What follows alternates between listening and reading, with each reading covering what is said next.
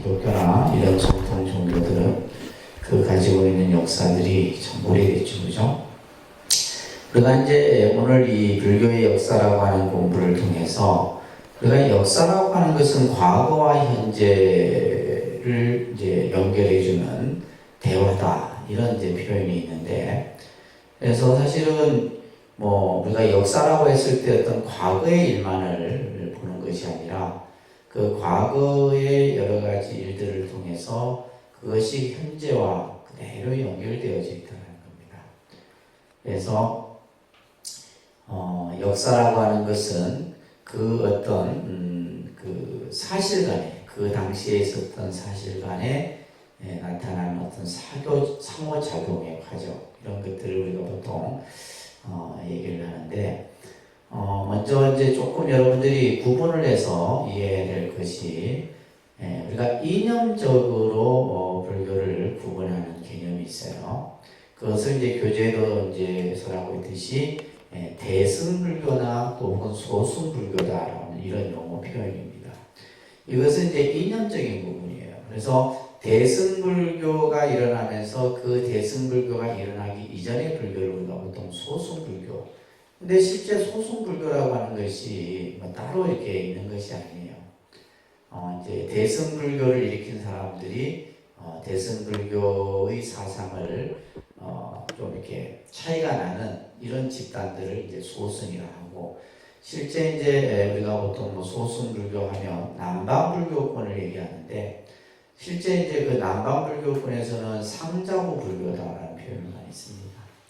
자, 우리가 이제 오늘 공부해야 될 것이 이제 시대적 역사라고 하는 것은 시대적 흐름이기 때문에, 자, 요 개념을 여러분들이 정확하게 좀 이해를 해야 됩니다. 자, 그러니까 초기 불교, 부파 불교, 대승불교, 밀교. 그래서 이제 불교를 시대적으로 큰 단락으로 이렇게 구분해서 보면 초기 불교, 부파 불교, 대승불교, 밀교. 그래서 이 지금 네 구분의 형태로서 이제 2600년의 그 불교의 흐름들을 우리가 생각할 수가 있습니다. 그래서 사실은 이 개념이 이제 여러분들이 머릿속에 다 정립이 돼야 되겠죠. 그래야지만 이제 그 불교가 가지고 있는 색깔들을 여러분들이 구분할 수가 있게 돼요. 그래서 오늘 이제 공부해야 되는 내용이 이제 시대적인 구분이라고 보시면 되고, 이때 보시게 되면 이제 지역적으로 이제 구분하는 형태가 있는데, 그것을 우리는 이제 남방불교, 북방불교 이런 말을 해요. 그래서 남방불교, 북방불교 이제 어떤 방향을 가지고 이제 구분을 하는 거죠, 그죠? 그러니까 이제 불교가 인도에서 발생이 되는데, 인도에서 봤을 때 이제 남쪽 지역에, 남쪽에 지리적으로 위치한 곳. 그래서 우리가 이제 동남아시아 불교권을 남방불교라 합니다. 스리랑카, 미얀마, 태국, 베트남, 라오스 이런, 그죠? 동남아시아 불교권을 남방불교라고 그러고, 그 다음에 이제 우리 동북아시아라고 그러잖아요, 그죠? 그러니까 이제 중국이나 우리나라나 일본 이 세 국가를 이제 보통 동북아시아 불교권이다라고 얘기를 합니다. 그래서 이제 북방불교 이렇게 얘기를 해요. 그래서 아까도 얘기했듯이 이제 이 남방불교를 우리가 흔히 상자부 소승불교다. 누가 얘기를 하는 거예요? 북방불교에서 이제 그렇게 얘기를 하는 거죠. 북방불교는 대승불교권이다라고 얘기를 하는데, 이제 그것은 이제 어떻게 보면 자기 위치, 자기의 입장에서 이제 반대적 개념을 설하는 거기 때문에 그렇게 썩 합당한 표현은 아니고, 그래서 우리가 이제 남방불교, 북방불교. 그러면 이 불교의 이제 우리가 모습을 볼 때, 우리가 역사라고 하는 흐름 속에서 가장 이제 역사라고 하는 것은 끊임없이 변형이 되고 발전이 되고 때로는 쇠퇴하기도 하고 때로는 일어나기도 하고, 그죠? 쉽게 말해서 흥망성쇠의 과정을 역사 속에서 다 나타나게 됩니다. 불교도 마찬가지예요. 예를 들면 이제 특히 그 환경이 이 불교에 끼친 영향이 굉장히 지대합니다. 환경. 특히 이제 이 환경은 지리적 환경이죠. 그래서 지리적 환경이라고 하는 것은 기후의 어떤 영향에 따라서 여러 가지 변화가 나타나는데, 특히 대표적인 것이 뭐냐면 의식주입니다. 의식주. 의식주다. 그러니까 우리가 예를 들면 의식주는 생활의 가장 기본이잖아요. 그죠? 우리가 살아가는데 가장 기본이 의식주다.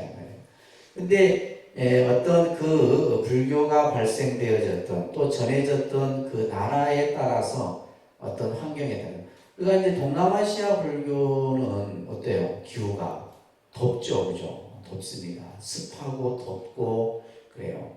그러다 보니까 예를 들면 이제 이 의복 같은 경우만 해도 스님들이 그 수하는 이런 가사만 해도 우리는 보면 이게 뭐 장삼이라고 하는데 장삼 안에 또 승복을 입고 막 겹겹이 옷을 입잖아요.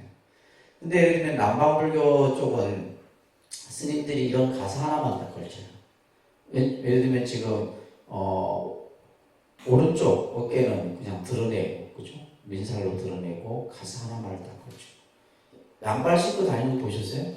양발 안 신습니다. 맨발로 다녀요. 이런 이제 그러니까 그 기후에 따라서 이제 이 스님들의 의제도 바뀌는 거예요. 반면에 이제 우리가 중국이나 우리나라, 일본에 와서는 이 기후가 뭐 더운 날씨도 있지만은 이제 좀 춥고 쌀쌀하고 이런 날씨가 있다 보니까 옷이 이제 좀 다르죠, 그죠? 입는 옷이. 또 특히 중요한 것은 식생활 부분도 달라요, 식생활. 그래서 이제 남방불교하고 북방불교의 가장 큰 우리가 항상 이 식생활과 관련해서 이제 가장 문제가 되는 것이 육식에 대한 부분이에요. 사람들이 일반 사람들이 제일 궁금해하는 부분입니다. 육식. 그러니까 예를 들면 불교는 고기를 그저 먹으면 안 된다 이런 이제 개념을 가지고 있는데 남방불교는 스님들이 육식을 해요. 육식을 합니다. 그러니까 반면에 이제 이 북방불교 같은 경우는 육식을 되게 엄격하게 금하게 하고 그러니까 그런 것도 어떤 영향이냐면 이게 환경적 영향입니다. 그래서 예를 들면 이제 남방불교나 스리랑카나 뭐 태국이나 이런 나라들은 사찰에 보게 되면 주방이 없습니다. 우리나라처럼 부엌이나 이런 음식을 만들고 하는 그런 공간이 없어요. 그러면 저쪽 남방불교는 모든 그죠? 음식을 어떻게 해서 수용을 해요? 탁발이라고 하는 행위를 통해서 수용을 하게 되는 거예요. 그래서 예를 들면 시간이 되게 되면 일정한 공양 시간이 되면 스님들이 바루를 가지고 시내를 쭉 갑니다. 그러면 근데 저희도 이제 가서 물어봤더니 스님들이 그냥 막 일방적으로 가는 것이 아니라 정해져 있답니다. 그러니까 신자들이 내가 이번에 예를 들면 몇 분의 스님에게 공양을 올리겠다. 이거 신청을 하는 거예요. 그러면 그에 해당되는 스님이 그 집 앞을 지나가죠. 그러면 그 신자는 제일 먼저 밥을 하고 음식을 한 것을 스님에게 올리고 나서 가족들이 드시는 거예요. 이제 그런 어떤 형태들이 이제 우리가 미얀마라든지 태국이라든지 이런 데 가면 쉽게 보죠. 그렇게 되는데 부처님 율장에 보게 되면 신도가 올리는 공양에 대해서 거부를 하면 안 된다 이렇게 돼 있어요. 그러니까 예를 들면 이제 신자가 우리 스님이 몸이 좀 편찮으니까 육식을 탁 해갖고 그죠? 고기 음식을 해서 드려요. 그러면 스님은 그걸 가지고 그냥 드시는 거예요. 그거에 대해서 뭐 선입견을 갖는다든가 나는 뭐 안 먹는다든가 거부를 할 수가 없는 거예요. 그래서 우리가 이제 보통 남방불교권에 이제 흔히 하는 얘기가 부처님이 제정하신 그러한 어떤 전통, 어떤 예법을 가장 잘 따른다라고 본인들은 주장을 하죠. 그래서 이제 이런 어떤 탁발. 그래서 보통 이제 칠가식이라 해서 7집 이상을 또 가면 안 돼요. 그러니까 7집 이상을 예를 들면 내가 돌았는데 바로가 비어 있어. 아무도 공양을 올리질 않았어요. 그러면 빈 바로를 두고 와야 돼요. 그리고 와서 정사에 돌아와서 스님들이 공양을 하는데 그 공양은 평등 공양이에요. 공양을 똑같이 나눕니다. 그래서 우리가 이제 흔히 사찰에서 하는 표현이 공양은 평등 공양이라는 거예요. 평등 공양이고 보시는 차등 보시라는 말이 있어요. 우리가 예를 들면 금전적인 배분은 예를 들면 큰 스님 좀 이렇게 이제 스님들 연차에 따라서 보시는 차등으로 보시가 되는 거예요. 그렇잖아요. 그러니까 사장, 과장, 계장 이렇게 월급이 다르잖아요. 그죠? 그것처럼 절집안도 먹는 것은 똑같이 평등하게 공양을 하되 보시는 차등 보시 이런 것들이 이제 아직 우리 한국 불교 전통에도 남아 있어요. 그래서 이런 이제 탁발을 이렇게 통해서 음식을 수용하다 보니까 그리고 이 남방불교는 일종식을 한 거예요. 그러니까 오전에는 간단하게 죽을 같은 걸 드시고 그러니까 점심 한 끼 이제 사시라고 그러죠, 그죠? 그러니까 사시 공양만. 그러니까 이것도 이제 부처님 당시 때부터 부처님께서 행하셨던 공양법이에요. 부처님도 하루에 한 끼만 드셨던 거예요. 그래서 이제 요즘 우리 이제 사찰에서 모든 의식을 언제 해요? 사시해야 합니다. 사시 딱 한 번 딱 하는 거예요. 그것은 이제 부처님께서 그 사시의 공양을 드셨기 때문에 그 전통을 어떻게 보면 지금 2000년이 지나도 그것을 우리가 따르고 있는 거죠. 그래서 이제 하루에 한 끼는 그래서 오후 불식이라고 하는 개념이 있어요. 그래서 이 남방불교는 오후에 공양을 하지 않습니다. 그래서 보면 한 끼 드시는데 그 한 끼를 엄청 많이 드세요. 그렇잖아요. 정말 막 칼로리가 엄청 높은. 그러니까 그 한 끼를 드시고 그죠? 이 몸을 유지해야 되잖아요. 그러다 보니까 굉장히 한 끼에 많은 음식을 드시는. 반면에 이제 우리나라나 중국이나 뭐 일본 같은 경우는 이 육식이 사실은 되게 엄격하게 금하게 되는데 근데 여러 가지 요인이 있어요. 뭐 경전상의 영향도 있고 특히 이제 우리가 보통 불교가 전해졌을 때 중국이나 우리나라는 주로 이제 산악불교지, 산악불교. 산에 불교 사찰이 있고 그죠? 그러다 보니까 무슨 고기를 어디 가서 고기를 구해요? 내가 직접 잡지 않으면 고기를 구할 수가 없는 거예요. 그러니까 예를 들면 불살생이라는 개가 강조가 되게 되고 그러다 보니까 자연이 뭐예요? 육식은 엄격하게 금하게 되는 거죠. 이런 어떤 사회문화적 환경들이 굉장히 복합적으로 설명이 되어져야 돼요. 그래야지만 이제 이런 개념들을 이해할 수가 있게 되고 뭐 주거 공간도 마찬가지고 그죠? 특히 이제 여러분들 뭐 이렇게 이 남방불교는 거의 비슷비슷합니다. 이들이 가지고 있는 어떤 문화라든지 관습이라든지 이런 것들이 비슷해요. 그래서 예를 들면 이제 우리가 좀 남방불교의 사찰 순례를 가잖아요. 법당에 들어갈 때 어떻게 돼요? 맨발로 가야 돼요. 그러니까 우리는 법당에 들어오면 뭐예요? 맨발로 들어오면 그죠? 왠지 뭐 좀 이렇게 예법에 안 맞다라고 생각을 하잖아요. 근데 남방불교는 오히려 신었던 양발도 우리 벗는 우리가 이상한 거죠. 그러니까 이게 뭐예요? 문화의 차이예요. 문화의 차이. 그래서 이제 그런 것들을 여러분들이 잘 이해를 하셔야 되고 이 중국은 아직까지도 이제 그 종교가 자유화가 안 돼 있습니다. 뭐 표면적으로는 뭐 이제 경제는 자유화가 돼 있고 하지만은 어떻게 보면 내부 단속을 굉장히 잘하는 나라가 중국이에요. 그래서 자국의 불교는 굉장히 키웁니다. 여러분들 중국이 불교를 키우는 그 속도나 규모를 보면 놀랄 정도예요.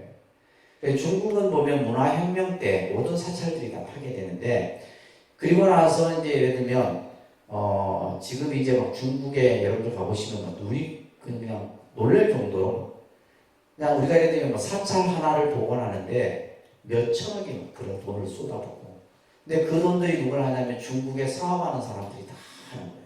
중국 정부가 하는 게 아니고 그러니까 우스갯소리를 예를 들면 이제 시진핑 이런 주석이나 이제 뭐 그 앞에 이제 뭐 장머시기 주석 있잖아요. 이런 분들이 어느 사찰에 갔다. 그러면 그 주변이 다 개발이 돼요.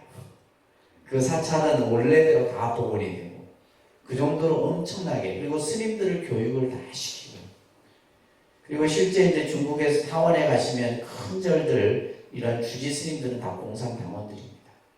실제로 그 정도로 이제 자기 자국의 어떤 불교 기독교는 아예 단속을 하죠. 기독교는 아예 그냥 접근을 못하도록 하게 하고 있고 그러다 보니까 이제 중국은 상당히 이제 불교의 어떤 모습들이 발전되는 것 같지만 조금은 다른 이런 모습을 보이죠. 반면에 이제 일본 같은 경우는 또 달라요. 일본 같은 경우는 불교를 믿는 분들이 많지만은 특히 이제 우리가 차이 나는 점이 이제 보면 일본은 이제 뭐 결혼 문화라든지 이런 것들이 있고 결혼을 하다 보니까 이제 의식주의에 있어서는 굉장히 자유롭죠. 그래서 이제 일본에 저도 이제 좀 있었는데 아침 출퇴근 시간에 보게 되면 이제 머리를 저같이 깎은 분들이 있는데 스님 아니면 야구자예요. 머리를 깎은 분들 보면 스님 아니면 어떻게 보면 스님하고 어떻게 차이나는 스님들은 그래도 좀 온화하게 생겼어요. 생기신 외모가. 그리고 일본은 스님들의 어떤 그 개념이 승려라고 하는 개념이 직업적 성향이 강합니다. 우리 한국 불교는 수행의 어떤 측면이 강한 반면에 일본은 직업적 성격이 강해요. 그래서 보통 이제 일본 스님들은 하나의 직업을 갖고 있는 것이 아니라 스님이면서 교사, 스님이면서 뭐 교수, 또 이제 스님들이 이제 많이 또 하는 데가 그 이제 공무원 중에도 스님들이, 그러니까 스님이면서 예를 들면 이런 이제 직업들을 별도의 직업을 갖게 되죠. 그러다 보니까 자연스럽게 결혼도 하게 되고 가정을 이루게 되고. 그래서 예를 들면 이제 절에서는 이런 법복을 입고 있다가 밖에 나올 때는 어떻게 입어요? 양복 입고 일상복을 입고 이런 문화예요. 일본이 이제 그러면서 이제 교육 시스템 같은 경우가 굉장히 잘 되어 있죠. 일본은 예를 들면 하나의 종파가 보통 5개, 6개의 대학을 가지고 있어요. 대학만 있는 게 아니죠. 그 밑에 중고등학교도 있고 초등학교도 있고 교육 이런 부분들이 굉장히 발달되어 있습니다. 그래서 이제 북방불교하고 남방불교하고 이런 여러 가지 차이점들. 제가 왜 이런 말씀을 드리냐면 이걸 이제 제대로 이해하지 못하면 이제 편협된 생각으로, 그러니까 자기가 보아온 또 누구로부터 들은 얘기로만 그걸 가지고 이제 불교를 그죠 같이 판단을 하게 되는데 그런 것들은 굉장히 큰 이제 판단 오류가 생길 수 있는 확률이 나타날 거예요. 그래서 우리가 이제 계속해서 여러분들이 이제 불교에 대해서 요즘에 뭐 세계 불교라고 이렇게 표현하는데 불교의 다양한 모습들을 여러분들이 접해보셔야 됩니다. 자, 우리가 이제 그러면 이제 시대적인 구분을 통해서 불교의 어떤 흐름을 한번 보도록 하겠습니다. 먼저 이 용어 명칭들이 상당히 이제 학계에서 다양하게 발전이 됩니다. 원시 불교라는 말도 있었고, 초기 불교라는 말도 있었고, 원시 근본 불교라는 말도 있었고, 이런 여러 가지 복잡한 용어들이 학계에서 다양하게 쓰여지는데 요즘에는 그냥 통칭해서 초기 불교 이렇게 얘기합니다. 무슨 불교요? 초기 불교라는 용어로 여러분들이 다 하나로 그냥 이해하시면 될 것 같아요. 그래서 초기 불교라는 말은 early Buddhism이라 해서 이제 이 시대의 불교는 부처님 제세 시부터, 그러니까 우리가 역사라고 하는 것에서 가장 중요한 것이 시기, 그죠? 시대를 구분하는 거예요. 역사학자들이 예를 들면 우리가 삼국시대는 어디에서 어디까지가 삼국시대, 그 다음에 통일신라 시대는 어디에서 어디까지, 그죠? 근데 그 기준점이 누구냐면 왕이에요.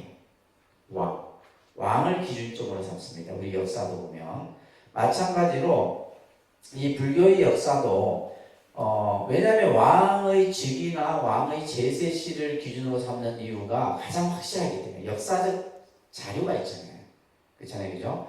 그래서 이제 초기 불교를 보통 부처님 제세시부터 시기로 치면 불묘로 약 100년에서 200년 이런 식으로 이제 치는데 아쇼카 왕이 즉위한 제세시부터 아쇼카 왕을 기준으로 딱 두는 거예요.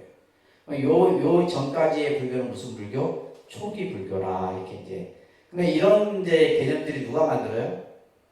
불교 역사학자들이 만드는 거예요. 경전에 따로 이렇게 만들어져 있는 게 아니라 불교의 역사학자들이 이 학자들은 이렇게 막 연구를 하고 막 다양하게 연구를 합니다. 그래서 가장 이제 포괄적인 개념으로 얘기할 때 이제 이런 시기 구분을 합니다. 자, 초기 불교는 언제부터 언제까지라고요? 부처님 제세시부터, 그렇죠? 부처님이 생존 계실 때 법을 설하시는 시기부터 해서 불묘로 약 100년에서 200년 정도 사이를 얘기합니다. 아쇼카왕 제세시라고 이렇게 되어 있죠, 그죠? 자, 이제 그래서 이 초기 불교는 말 그대로 부처님의 영향, 부처님의 흔적이 남아 있었던 시대예요. 뭔가 부처님의 그런 어떤 여러 가지의 자취를 느낄 수 있었던 시대죠. 그래서 이제 이 시기에 이제 여러분들이 꼭 기억해야 될 내용이 뭐냐면, 교재를 보시게 되면, 부처님이 이제 열반하시고 나서, 얼마 지나지 않아서 문제가 발생이 돼요. 어떤 문제가 발생이 되냐면 교단이 분열 조짐이 보이는 거예요. 그러니까 이제 경전에 보면 이런 얘기가 나옵니다. 어느 한 나이 든 비구가 대중들을 선동하는 거예요. 어떤 선동을 하냐면 이제 부처님이 가셨다 이거예요. 부처님이 계시지 않는 시대다. 그러니 우리가 부처님이 계실 때는 부처님이 하지 말라는 것 하지 않았고, 그죠? 부처님이 하라는 것만 하고 우리는 부처님의 말씀에 따라서 수행을 했다. 지금은 부처님이 계시지 않으니 우리 마음대로 하자. 이런 이제 어떤 조짐이 보이자 당시 부처님의 상수 제자였던 가섭존자라고 하는 부처님의 법을 이은 제자입니다. 이 가섭존자가 당시에 500명의 비구들을 이제 모읍니다. 아주 수행을 잘한 이 비구들을 모아서 뭘 하게 되냐면 결집이라는 것을 하게 돼요. 여러분들 꼭 기억하셔야 됩니다. 자, 이 결집이라고 하는 것은 부처님의 말씀을 하나로 모으는 작업을 해요. 그러면 이 시기에는 어떤 뭐 종이가 발달되어 있고 인쇄수식이 발달된 시대가 아니라 모든 것을 암송으로 합니다. 암송, 외워서. 그래서 이제 이 결집이 보면 제1결집, 제2결집, 제3결집, 제4결집, 결집의 역사들이 쭉 나타나요. 이게 불교사에서 굉장히 중요한 이 부분입니다. 이 결집사가. 논문도 굉장히 많아요. 결집이 이루어지는데, 자, 그러면 부처님의 말씀을 우리는 경이라 합니다. 그죠? 부처님의 말씀을 뭐라 한다고요? 경전 이렇게 하잖아요. 그리고 부처님께서 제정하셨던 율이 있어요. 율법. 그것을 우리가 이제 율이라 합니다. 경율. 그래서 이 경을 누가 이제 암송을 하냐면 아난이라고 하는 제자가 부처님의 경전을 전부 기억하고 있었어요. 그리고 율은 우반이라고 하는 제자가 부처님께서 제정하신 율을 전부 또 암송하고 있었던 겁니다. 자, 이거를 이제 가지고 500명의 스님들이 어디에서 하냐면 지금도 이제 부처님 그 성지순례를 가게 되면 이 치욕굴이라고 하는 요 사진 있죠, 그죠? 이게 이제 영축산이라고 하는 그 마가다국의 영축산이라는 산 중에 이 굴이 있어요. 그래서 밑에 그림 보시면 스님이 들어가잖아요, 그죠? 그래서 이 굴 안에서 500명의 스님들이 모여갖고 결집을 하게 되는데, 그래서 이제 모든 우리가 부처님의 경전을 보게 되면 여러분들 신행기 갖고 계시죠? 한번 펴보시면, 그래서 가장 우리가 이제 대표적인 경전이 금강경을 많은 분들이 이렇게 독송을 하게 되는데, 자, 여러분들 한글로 봐야죠, 그죠? 356쪽에 한번 보세요. 자, 따라합니다. 이와 같이, 가장 큰 소리로 이와 같이 나는 들었습니다. 어느 때 부처님께서 거룩한 비구 1250명과 함께 사이국 기수국 고도원에 계셨습니다. 자, 요 세 줄이 모든 경전에 공통적으로 나오는 부분이에요. 그러니까 여기에서 더 제일 중요한 것이 이와 같이 나는 들었습니다 라고 하는 내용이에요. 그래서 우리가 이와 같이 나는 들었습니다 라고, 그래서 이제 부처님께서 이제 생전에 나중에 후에 부처님의 말씀을 편찬할 때 어떻게 편찬하면 되겠습니까? 라고 했을 때 이 형식을 말씀하셨던 거예요. 이와 같이 나는 들었다. 어느 때, 어느 때는 시기를 말하는 거예요. 예를 들면 몇 년, 몇 월, 며칠 이렇게 나오면 구체적으로 나오면 될 텐데, 어느 때 누가 부처님께서 어디에서, 그죠? 누구와 함께 1250명의 제자들과 함께 어디에서 기수국 고도원에서 계셨다라고 하는 요 어떤 시간과 장소와 함께 했던 그런 스님들을 이제 다 표시를 하게 되는 거예요. 이걸 누가 한 거예요? 아난이 하게 됩니다. 그래서 이때는 이제 어떻게 하게 되냐면 아난존자가 지금 금강경이 지금 나오는 것처럼 이와 같이 나는 들었습니다. 어느 때 부처님께서 하면서 쭉 암송을 해요. 그러면 500명의 이 비구들이 이것을 다 듣고 있다가 하나도 틀림이 없다라고 만장일치로 동의를 하게 되면 이것이 뭐가 돼요? 하나의 경으로 만들어지는 거예요. 경으로 만들어지고 문자 인쇄로 된 것은 제3결집중 와서입니다.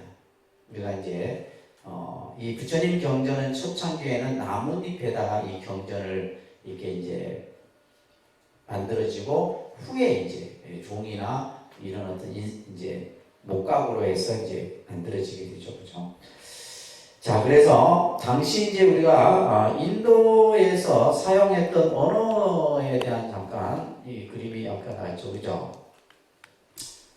자, 이거 보시면 자, 이게 이쪽에 있는 지금 뭐 상형 문자 비슷해요, 그죠? 인도의 고대어를 산스크리트어라고 합니다. 아니, 산스크리트어. 이제 우리가 이제 줄여서 버머라고 해요.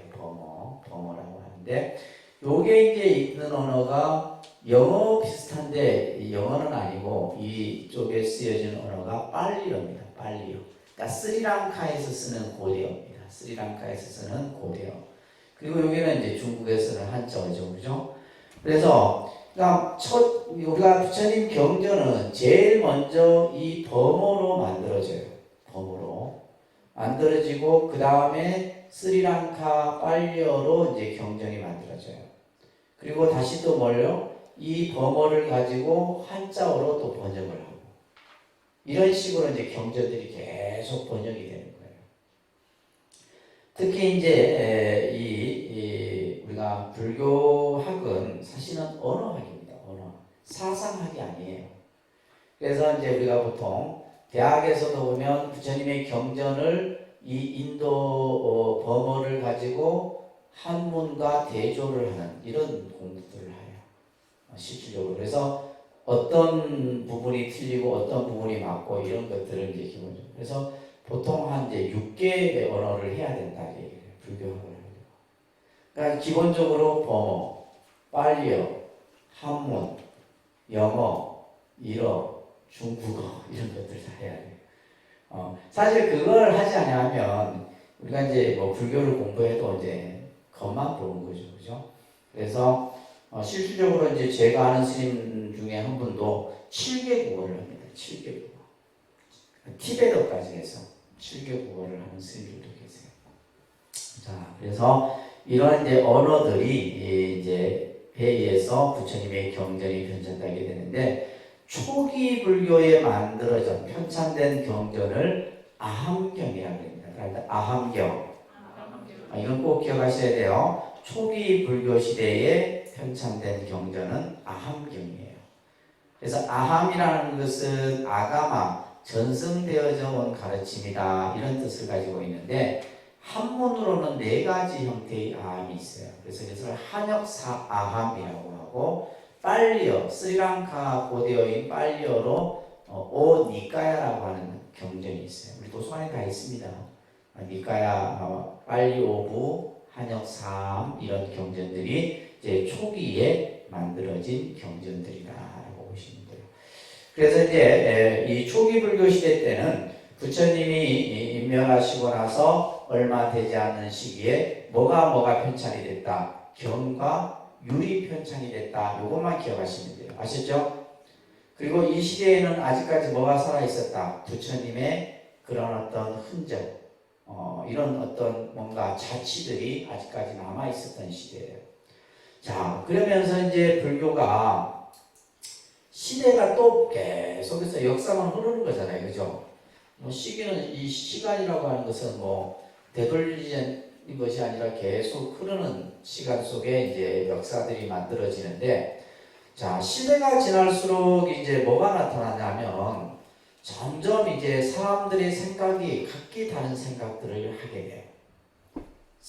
결국 우리가 이제 그것을 우리가 분열이라고 하는데, 이 분열이라고 하는 것은 결국 생각이 각기 다르기 때문에 나타나는 거죠. 그죠? 생각이 각기 다르기 때문에 나타나는 겁니다. 자, 그러면서 이제 이러한 초기 불교 시대가 지나면서 이제 스님들이 이 두 가지 이제 이 어떤 이념으로 갈라지게 돼요. 그래서 우리가 이제 크게는 상자부라고 하는 이 계통의 스님들이 있어요. 그러니까 상자부, 대중부. 자, 이 용어를 잘 기억하셔야 됩니다. 그러니까 상자부, 대중부. 그래서 이 상자부는 보수입니다. 쉽게 얘기하면 뭐요? 보수 성향의 스님들을 상자부 계통의 스님들이라고 해요. 그리고 그러면 반대로 대중부는 뭐예요? 뭐 대중이라는 용어에서 우리가 딱 짐작하듯이 그것은 진보 성향의 스님들이에요. 그래서 어떠한 종교 집단이든 정치 집단이든 노동 집단이든 사람, 여러분들 가족도 마찬가지예요. 아버지는 보수, 엄마는 진보는 항상 나눠지게 돼 있어요. 갖다 질 수가 없어요. 그러니까 사람이 모이면 항상 생각의 분열이 만들어지는 거예요. 그래서 이 스님들도 이게 보수는 뭐예요? 이제 전통을 중시하고, 그죠? 옛 것을 그대로 지키고자 했던 분들이에요. 그러니까 예를 들면 이제 시대가 지나도 부처님이 말씀을 지키려고 하고, 부처님이 하지 말라는 것은 안 하려고 하고 했던 분들이에요. 근데 반면에 대중부 진보 성향의 스님들은 뭐예요? 시대가 변하니까 불교도 변해야 된다. 우리가 예를 들면 이제 이거는 이제 개혁 중심의 스님들이 모여 있는 거죠. 지금도 마찬가지예요. 우리 스님들도 보면 보수 있고 진보 있고 있습니다. 스님들 안에서도 있어요. 그래서 이제 이렇게 나눠지는데 이 분열을, 자, 이 명칭을 잘 기억하세요. 근본 분열이라 합니다. 무슨 분열? 근본 분열. 자, 여기서부터 이제 이 부파의 모습이 보이기 시작해요. 그래서 처음에 이제 이렇게 상자부와 대중부로 나눠지는. 근데 이 분열의 원인이 뭐였냐면, 가장 큰 것이 계율의 이해입니다. 이게 제일 중요한 내용이에요. 분열이 왜 생기냐 하면 계율에 대한 이해예요. 이거는 다시 말해서 우리가 예를 들면 음식, 주거, 그 다음에 또 뭐요?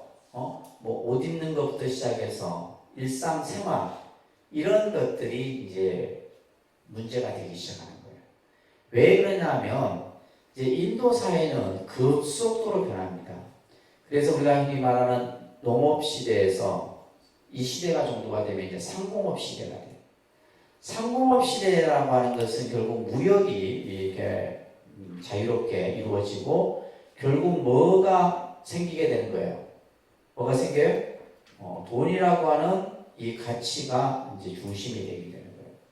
그래서 당시 이제 돈을 많이 번 자산가들이 나오는데 우리가 보통 이제 거사라는 이 원래 명칭은 여기에서 나옵니다.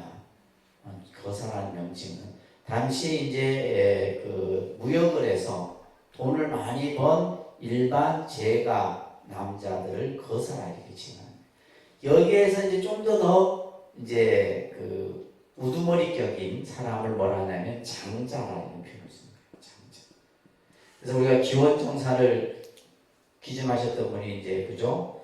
수납다 장자잖아요. 그죠? 이게 장자라는 이제 호칭에 쓰여지게 되는 거예요. 그러다 보니까 이제 이 당시 여러분들 부파불교 한번 보세요. 자, 약 부처님이 열반하신 후 약 100년경에 부파의 모습들이 나타나게 되는데 특히 여러 가지 이제 이념과 사상에 따라서 분열이 시작이 되게 돼요.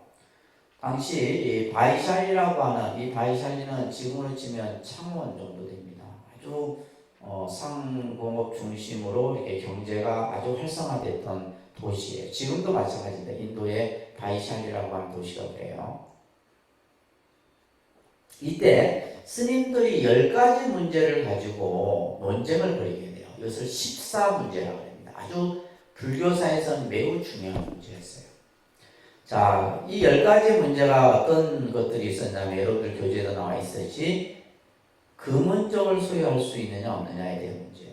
이거는 뭐냐면 사유재산에 대한 문제예요. 지금도 이제 항상 이 문제가 논란의 거리가 됩니다. 그죠? 그러니까 스님들은 원칙으로 사유재산이라는 게 없어요. 근데 그렇다고 예를 들면 뭐 돈을 안 가지고 다닐 수는 없잖아요. 내가 차를 타야 되고 음식을 사 먹어야 되고. 그러니까 내 수준에는 뭐요? 어느 정도의 돈은 가지고 다니게 되는 거예요. 그러니까 이런 것들이 문제가 되기 시작한 거예요. 그러니까 왜냐하면 이제 이때는 이미 이제 스님들이 어떤 거리 이동을 할 때 차비가 있어야 되고, 예를 들면 또 잠을 자야 되고 음식을 사 먹어야 되는데 돈이 없으면 문제가 생기게 되는 거예요. 그래서 이제 이 금은정에 대한 얘기가 나오고, 그 다음에 이제 우유를 마실 수 있느냐 없느냐, 이건 이제 식생활과 관련된 부분이죠, 그죠? 그러니까 우유를 마셔도 되느냐, 결국 이제 건강상의 문제와 연결되는 거죠. 그 다음에 소금을 소유할 수 있느냐 없느냐, 이런 문제. 또 이것 말고도 여러 가지가 있는데, 정오를 지나서 공양을 해도 되느냐 안 되느냐. 예를 들면 그래서 이제 우리 절집안에 아주 전통이 있죠, 그죠? 때를 지나면 공양을 안 줍니다. 그래서 딱 사시 공양 지나고 늦게 오면 공양이 없어요. 스님들도 없습니다. 그러니까 이 지금 정오를 지나서 공양을 먹어도 되느냐 먹어서는 안 되느냐, 요 문제가 2600년이 지난 지금도 우리 한국 불교는 그 문제의 테두리 안에 있는 거예요. 역사라는 게 그런 겁니다. 그래서 이제 이 정오를 지나서 공양의 문제, 또 예를 들면 다른 마을에 가서 탁발을 해도 되느냐 안 되느냐, 자기의 그 어떤 주거의 어떤 위치가 있는데 다른 지역에 가서 해도 되느냐, 또는 이제 발효되지 않는 술을 마실 수 있느냐 안 되느냐. 그래서 이제 이 스님 부처님께서 제정하신 율장에 보게 되면 음료도 마실 수 있는 음료와 마셔서는 안 되는 음료들이 있어요. 특히 이제 예를 들면 포도즙 같은 경우는 마셔도 되는 음료. 포도즙이 뭐예요? 요즘 말로 와인이에요. 그러니까 와인은 스님들이 마셔도 된다. 그 율장에 그게 나와 있습니다. 그러니까 이제 그런 걸, 그러니까 예를 들면 이제 율장 같은 데서는 육식에 대한 부분에 있어서도, 그러니까 이제 오종육이라 해서 내가 직접 죽이거나 죽이는 것을 본거나 나로 인해서 죽었거나 이런 고기는 먹으면 안 돼요. 그런데 그 위에 육식은 허용이 되는 거예요. 그러니까 그런 조항들이 다 있어요. 근데 예를 들면 몸이 아팠을 경우에는 또 육식이 허용이 되고. 그래서 이제 우리가 단순히, 그러니까 이거는 결국 아까 이제 나중에 우리가 말씀드리겠지만은 문화, 지역, 환경, 관습, 여러 복합적인 것들이 어우러져서 만들어지는 겁니다. 자, 문제는 이 두 이제 계파가, 그죠? 요즘에 계파라는 말을 많이 쓰는데, 상자부와 대중부의 이 10가지 문제를 가지고 당시 700명의 스님들이 논의를 해요. 이것이 제2결집입니다. 그래서 이 문제가 비법으로 이제 확정이 되어버려요. 해서는 안 된다. 다시 말해서 누구 손을 들어준 거예요?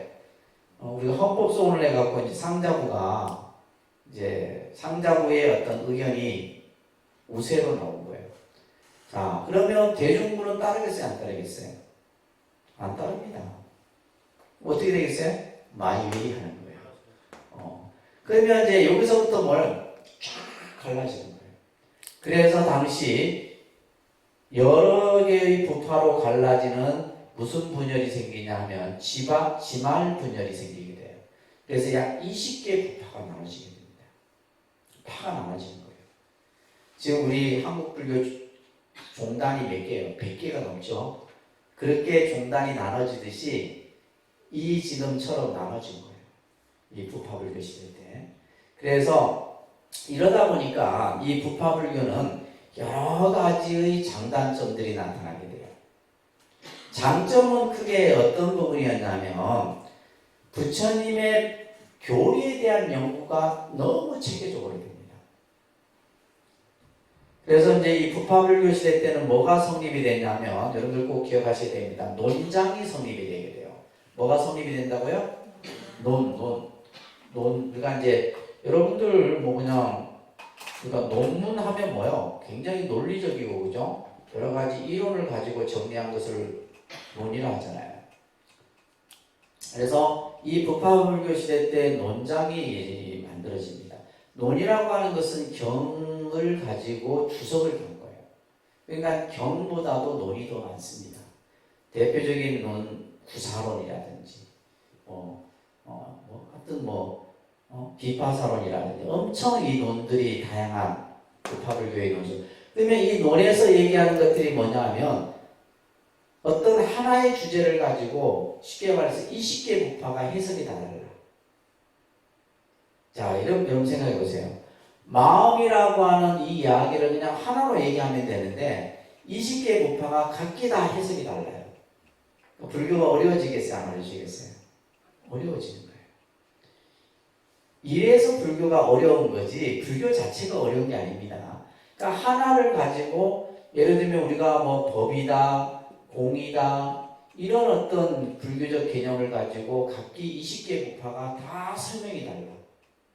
그러니까 이제 교리는 굉장히 발전이 되는 데 반해서 사람들이 생각하기엔 불교가 너무 어렵게 느껴지는 거예요. 그것이 지금까지 내려온 겁니다. 그러니까 논서 같은 경우는 스님들도 보기 어려워요. 굉장히 논리적이고 아주 세밀하게 분석을 하고 아주 막 그냥 이론이 집대성화된 것이 논정이에요. 자, 그러다 보니까 이제 불교 교리에 대한 연구들은 발전이 됐지만은 문제들이 생기게 돼요. 어떤 문제가 생기냐면 스님들이 수행은 안 하고 맨날 뭐만 해요? 격만 붙들고 앉아서 책만 보는 거예요. 그럼 불교가 발전이 있겠어요? 없겠어요? 발전이 없습니다. 그러니까 이제 우리가 어느 정도 이제 책을 보는 스님도 있고 수행하는 스님도 있고 이렇게 여러 부류들이 있어야 되는데 이 시대는 뭐냐면 왜 이런 현상이 나타났냐면 좌파의 우수성을 입증하기 위해서 연구에만 집중하는 거예요. 우리의 연구가 다른 파보다 더 우월하다 이런 걸 자꾸 드러내기 위해서. 그러다 보니까 이제 이 시대의 불교를 보면 스님들만의 불교가 되어버리는 거예요. 스님들만의 불교. 그러니까 여러분들 제가 신자들은 사찰에 들어오지도 못했어요. 그런 시대입니다. 여러분들은 절 안에 들어오지도 못하고 오로지 스님들만 그냥 절에 앉아서 부처님 말씀 가지고 막 연구하고 비교하고 대조하고 이런 시대였단 말이에요. 그러다 보니까 이제 사람들로부터 불교는 점점 멀어지게 되죠. 민중의 고통 이런 것은 외면하고 그죠? 그러다가 이러한 어떤 문제점들이 계속 생겨요. 이러한 문제점들을 새로 변화시키고 고치기 위해서 나타난 불교가 무슨 불교예요? 대승불교예요. 무슨 불교예요? 자, 그러면 우리는 지금 제가 잠깐 설명한 이 내용에서도 알 수 있듯이 불교는 시대를 거듭하면서 그 시대에 가지고 있었던 문제점 이런 것들을 끊임없이 보완하기 위해서 새로운 불교가 계속 만들어지는 거예요. 앞으로도 더 만들어질 겁니다. 앞으로도. 그래서 자, 우리 이제 초기 불교 그죠? 부파 불교, 그 다음에 대승불교 이렇게 만들어지게 되는데 결국에는 이 각각의 시대에 가지고 있었던 불교의 부처님이 가지고 있는 그 사상을 발전시키지 못했다는 거예요. 그래서 이제 이 대승불교가 일어나게 된 이제 요인이 뭐냐면 사람들로부터 불교가 관심으로부터 멀어지게 돼요. 그러니까 여러분들은 그 당시 이제 제가자들은 탑을 중심으로 신앙을 했어요. 근데 이때는 탑이 절 안에 있는 것이 아니라 마을에, 여러분들 그 미얀마라든지 이런 데 가보시면 온 동네가 탑이에요. 탑들이 막 들어가는 마을 입구에도 탑이 있고 막 탑이 굉장히 많습니다. 그래서 제가자들은 탑을 중심으로 신앙생활을 했었고, 아까 대중부, 끊임없는 개혁과 변화를 외쳤던 대중부 스님들하고 이 제가자들하고 손을 잡는 거예요. 그래서 새로운 불교, 새로운 부처님의 정신을 일으키고자 했던 불교가 대승불교고, 그러면 새로운 어떤 인물을 만들어내야 되는데 그 인물이 바로 누구예요? 보살이라고 하는 인물이에요. 대승불교. 그래서 대승불교에서 보살이라는 개념은 굉장히 중요한 개념입니다. 보살은 여성에게 쓰여지는 명칭이 아니에요. 구도자의 어떤 개념입니다. 그래서 부처님의 정신을 그죠? 새롭게 일으키고자 만들어낸 인물이 바로 보살이에요. 자, 여러분들 교재 보시면 대승불교가 일어나게 된 원인을 잠깐 정리를 하고 있죠. 그죠? 자, 당시 부파불교의 잘못된 부분이 뭐였었어요? 교리에만 치중하고 실천 수행은 형식화되어가고, 그죠? 스님들만의 이런 어떤 위주의 불교라는 모습을 갖고 있게 됩니다. 그래서 이제 제일 핵심이 부처님의 참 정신을 회복하자. 다시 말해서 불교의 본래 정신을 새롭게 정립하자라고 하는 의미에서 대승불교가 제가 신자와 누가 출가제자. 이 출가제자는 가로에다 대중부라고 써놔야 되겠죠, 그죠? 이 계통의 스님들하고 함께 일어나게 되는데 이때가 기원전 1세기경이에요. 기원전 1세기경에 그래서 이 기원전 1세기경을 중심으로 해서 불상들도 출현이 되게 되는 거예요. 불상. 우리 지금 절에 보시는 불상이 있죠, 그죠? 이때 그래서 그 시기 전까지는 불상이 없었어요. 불상이 없었고 탑이나 또 어떤 보리수나 이런 것들이 이제 숭배의 대상이었고 대승불교가 일어나면서 실제 이제 불상들이 조성이 되게 됩니다. 그래서 당시 불탑을 중심으로 해서 뭘 했냐면 부처님의 덕을 찬양해요. 부처님의 공덕을 찬양하고 또 부처님의 위실력으로 뭐요? 우리들이 살아가는데 안식인명을 기원하게 되고 그렇게 해서 이제 대승불교가 일어나게 되는 겁니다. 그리고 스스로가 누구나가 다 깨달음을 얻을 수 있다라는 이러한 어떤 성불에 대한 자각이 일어나게 되고 그것을 이제 완성하는 일을 누구라 그래요? 보살이라 하는 거예요. 보살. 보살 사상이 이렇게 해서 나타나게 되는데 자, 이 대승불교는 초기, 중기, 후기로 나누어지게 됩니다.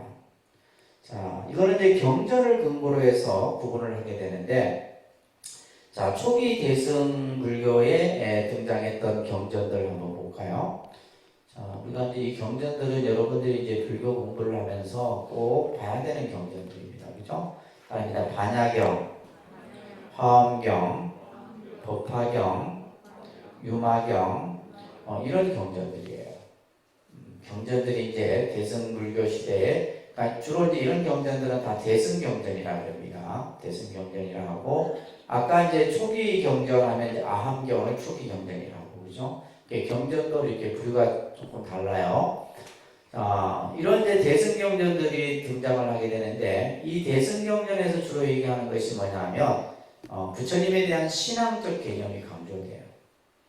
그리고 대승불교가 들어오면서 부처님은 신격화됩니다. 이게 큰 차이점이에요.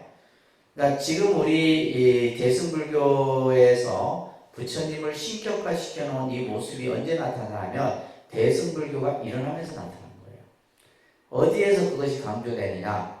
법화경이라는 경전에서 강조돼요. 여러분들 법화경 보신 분 계세요?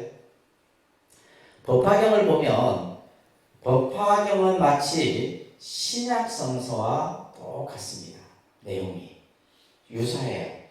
모든 내용이 유사합니다. 그래서 그 법화경에 보게 되면 절대적 믿음을 통해서 중생들이 부처님으로부터 구원을 얻고 또 부처님은 뭐예요? 부처님을 뭐라고 부르냐면 중생의 아버지라는 표현을 써요. 보통 우리가 기독교에서 아버지 하나님이라는 표현을 쓰잖아요. 그죠? 그런데 법화경에서는 부처님을 중생의 아버지라는 표현이 나와요. 그래서 아버지와 자식의 비유들이 법화경에서 굉장히 나옵니다. 그래서 법화경은 우리들로 하여금 믿음을 가지고 구원의 어떤 메시아적인 부처님에게 귀의함으로써 내가 깨달음을 이룰 수 있다는 이런 얘기들이 법화경에서 나오는 겁니다. 경전 굉장히 아주 재밌습니다.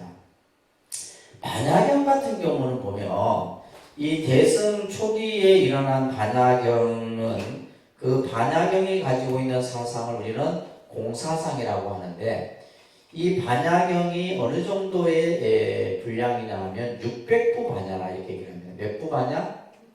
600부. 근데 600부면 경전 하나가 600권이에요. 부를 600권이라 생각하시면 됩니다. 쉽게. 왜 그러냐면 여러분들 아까 금강경이 있죠. 금강경이 이 600부 중에서 577번째 해당이 돼요. 이 금강경도 굉장히 긴 경인데 이 경이 600부 중에 한 부에 해당돼요. 그리고 여러분들이 늘 지금 예불 때마다 독송하는 반야신경이 600부의 반야경을 270자로 함축시켜 놓은 거예요. 그러니까 반야신경이 얼마나 대단한, 그러니까 불교의 모든 사상을 그 270자로 농축시켜 놓은 겁니다. 대단한 가르침이에요.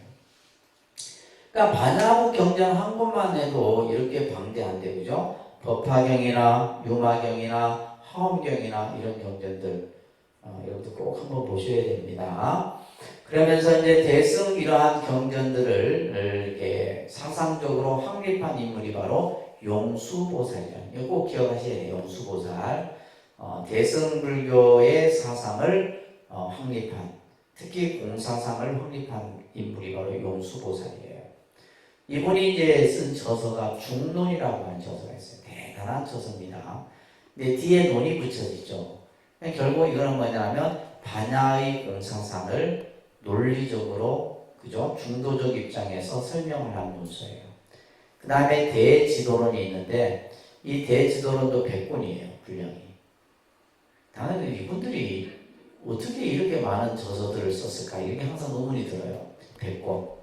이 대지도론은 뭐냐면 반야경을 주석해 놓은 거예요. 대단한 거죠, 그죠?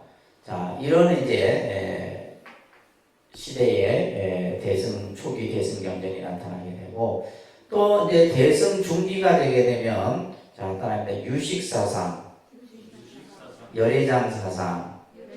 여러분들 이제 이 기본 과정에서는 요 정도의 이제 그 명칭만 조금 드는 거예요. 이제 전문 과정에 가시면 이렇게 하는 거예요.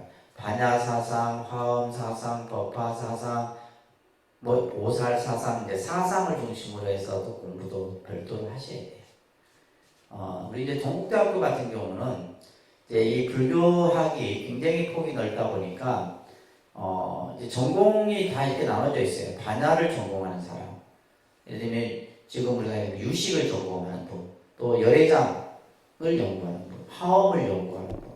그래서 자기 전공 분야가 학교 다 이렇게 세분화되어 있어요. 그러니까 이제 불교가 굉장히 그 어떤 이해의 폭을 굉장히 넓게 가져야 되는 거죠, 그죠? 밑에 보시면 따라합니다. 승만경, 열방경, 해신밀경, 능가경, 대승기신론, 육아사지론, 석대승론, 유식삼십송. 그러니까 우리가 안 보더라도 그냥 제목만 한번 읽어보세요. 그죠? 언젠가는 한번 보겠지. 여러분들이 정말 구련이 있다면 이런 경전들을. 그래서 이 지금 제가 언급한 이 경전들은 주로 유식은 뭐냐면 우리의 심리 구조를 다 분석해 놓은 부처님 말씀이에요. 그래서 이 유식을 우리가 불교의 심리학이다라고 불러요. 그래서 프로이드 심리학보다 더 논리적입니다. 인간의 마음에 대해서 분석을 해보고 있어요. 쉽게 얘기해서 여러분들 번뇌가 어디에서 일어나느냐. 번뇌, 그죠? 망상 번뇌가 어디에서 일어나고, 우리가 꿈을 꾸면서 의식을 하는데 그 의식 활동이 어디에서 생겨나고, 이런 것들을 전부 연구해 놓은 거예요. 그래서 어렵지만은 굉장히 재미있는 분야가 이 유식이에요. 유식. 그 다음에 열애장이나 불성사상들은 우리 안에 뭐가 있다? 부처가 될 수 있는 성품을 가졌다라고 하는 이런 내용을 중심으로 해서 열애장 사상이 설해지게 되고, 특히 이제 이 대승중기에서는 여러분들이 꼭 기억해야 될 인물이 무착화 세친이라고 하는 두 보살이에요. 아까 대승 초기는 용수보살, 그죠? 그 다음에 대승중기는 무착화 세친이라고 하는 이 두 형제입니다. 이 두 형제가 유식 사상을 중심으로 해서 큰 아주 불교의 사상의 틀을 만들게 됩니다. 그리고 이제 대승 후기에 등장한 것이 밀교입니다. 이 밀교는 나중에 여러분들 전문과정에 가서 따로 별도로 배우십니다. 밀교는 비밀불교라 해서 실제 이것은 이제 우리가 종교의식에서 이 밀교적 형태들을 많이 쓰게 돼요. 저희가 이제 내일 모레 하는 점안식이나 이런 의식도 전부 밀교 의식이에요. 우리가 제를 지내고 하는 의식도 전부 밀교 의식이고, 그래서 이러한 이제 후기에 밀교의 형태가 나타나게 됩니다. 자, 이렇게 해서 우리가 이제 불교의 시대적 부분을 일단 초기 불교, 부파 불교, 대승불교, 밀교. 자, 요 정도 개념은 여러분들이 좀 이해를 잘 하고 계셔야 돼요. 자, 그런데 이제 우리는 사람들이 늘 궁금해하고 있는 부분이 이 부분이죠. 왜 인도에서 불교가 일어났음에도 불구하고, 그죠? 인도에서 불교가 사라졌을까라고 하는 부분이에요. 여러 가지 요인이 있습니다. 이것 또한 이제 많은 학자들에 의해서 연구를 하게 되는데, 가장 큰 것은 뭐냐면 이슬람교, 그러니까 다른 종교에 의해서 불교가 인도에서 그 자치가 사라지게 돼요. 그리고 내부적인 요인도 있었겠죠. 왜냐하면 불교로서의 제 역할을 하지 못했던 이런 부분도 있을 겁니다. 우리나라 불교 역사도 마찬가지잖아요. 우리가 불교가 삼국시대로부터 해서 통일신라, 고려시대 때까지는 불교가 얼마나 성행했어요. 여러분들 오늘 뉴스 보니까 그 연등회라고 하는 불교의 그 부처님 오신 날 하는 그 축제가 연등회입니다. 이것이 이제 유네스코 무형문화재로 이제 등재가 거의 확실시 된다 그러죠, 그죠? 이건 엄청난 일이에요. 그래서 이것은 이제 고려시대 때의 연등회라고 하는 것이 이제 시작이 돼서 그것을 이제 현대에 와서 우리가 재현을 한 거죠. 재현을 하고 그것이 이제 우리 하나의 문화재인 거죠. 단순히 부처님 오신 날 우리가 등을 키고 하는 것이 그것이 그냥 어떤 종교만의 모습이 아니라 그러니까 고려시대 때부터 이제 팔간회라든지 연등회라든지 이런 행사들이 지금에 와서는 이제 어떻게 보면 유네스코로 문화유산으로 이제 지정이 되게 되는 굉장히 뜻깊은 의미 있는 그거예요. 근데 이제 그러면서 이제 조선에 와서는 불교가 거의 추락을 하게 되죠, 그죠? 그러니까 결국 그것은 뭐냐면 유교의 어떤 사상이 들어오고, 그렇지만 유교의 사상 때문에 불교가 예를 들면 자리를 잃은 것이 아니라 불교 스스로 고려 말이 되면 불교가 굉장히 쇠퇴하는 길을 걷게 됩니다. 너무 물질적으로 풍요로워져 버리는 거죠. 그래서 심지어는 보면 사찰이 노비를 거느리고 있었고 전답을 고리대금업을 하고 이런 이제 고려 사회도 전부 나옵니다. 그러다 보니까 점점 민중으로부터 멀어지게 되면 그 종교는 자리를 잃게 돼요. 마찬가지로 이제 인도에서의 불교도 보면 너무 지나친 학문적인 불교였어요. 자, 그러니까 우리가 학문 중심의 불교가 어떤 면에서는 참 긍정적인 부분도 있죠. 어떤 우리가 학문적인 논리적인 체계를 세우고, 여러분들 인도에 가면 세계 최초의 대학인 나란다 대학이 있어요. 세계 최초의 대학입니다. 뭐 하버드는 대학도 아니라, 근데 이 대학이 현장 스님이 인도에 갔을 때 이 나란다 대학에서 공부하고 있는 스님들이 2만 명이 있었대요. 종합대학이에요, 종합대학. 지금도 그 터가 아직 다 발굴이 안 됐습니다. 근데 그 나란다 대학이 이슬람 교도들에 의해서 전부 다 파괴해버리죠. 스님들이 뭐 전부 다 죽고, 네, 그런 역사적인 비극들이 일어나게 됩니다. 그래서 이 너무 어떤 학문 위주의 불교가 되어버리게 되면 어떤 실천 부분이 떨어질 수밖에 없는 거예요. 그래서 우리가 공부를 하는 것은 실천을 하기 위한, 그죠?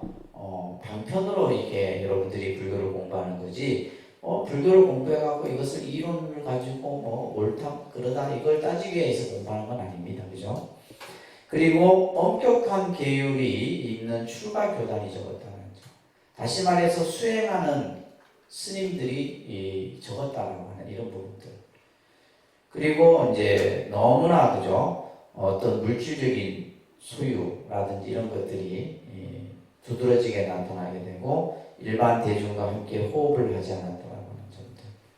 그리고 네 번째는 불교가 밀교화되었다. 그러니까 불교의 가지고 있는 색깔을 유지해야 되는데 다른 종교의 흡수가 되어버리는 거예요.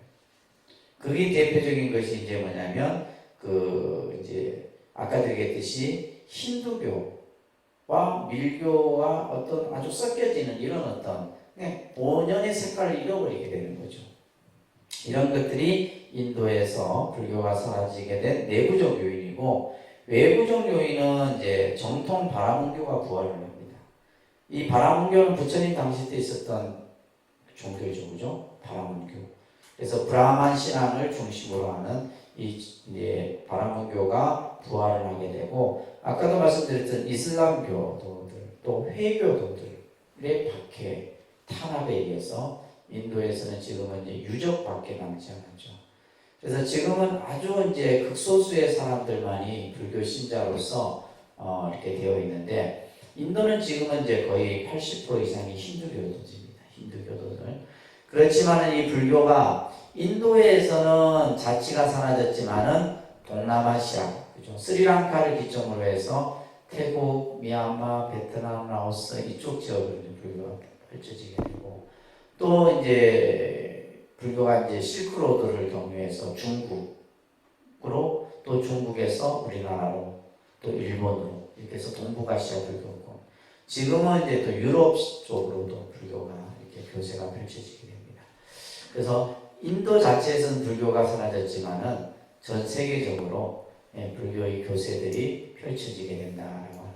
근데 또 이제 역사라고 하는 것은 계속 흐르고 변하기 때문에 또 어떻게 그죠 전개될지 모르는 거예요. 자, 그래서 오늘 여러분들이 그냥 전체적인 개론적인 의미에서 불교가 시대적으로 이러한 특징들을 가지고 있다는 것 꼭 기억을 하시고, 이런 내용들은 앞으로 계속해서 우리가 공부를 할